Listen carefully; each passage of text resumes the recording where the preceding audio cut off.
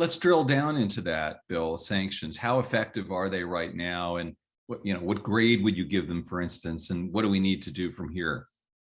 So I'm a sort of connoisseur of sanctions, if such a thing exists. And so when they first started this sanctions program about a week ago, last Tuesday, I would have given the Western governments a 2 out of 10. It was all very, too little, too late.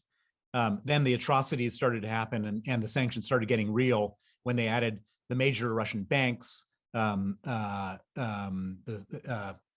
big oil companies, et cetera. By Thursday, it was an 8 out of 10. Then they did SWIFT.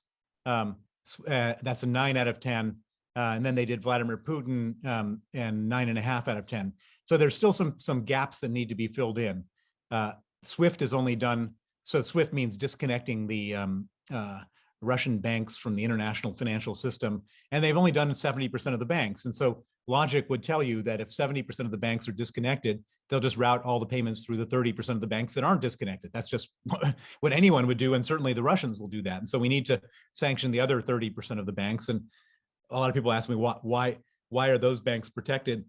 And I can imagine that there was some, ugly backroom deal with, in a smoky room where somebody said, we have an interest there, don't do that. But so those other 30% of the banks need to be sanctioned, disconnected from SWIFT. And then the most important part of the whole exercise is that Vladimir Putin's own money needs to be hit.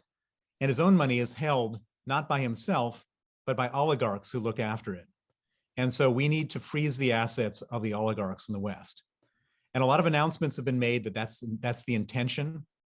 A few oligarchs have been added to the various EU, US, UK sanctions lists. But that needs to be done in a much more coordinated manner, because there's different oligarchs in the US that have been sanctioned in the EU and different ones in the EU than the UK. And then the list needs to be expanded dramatically. So there's 50 or 60 or 100 of the most wealthy oligarchs in Russia sanctioned.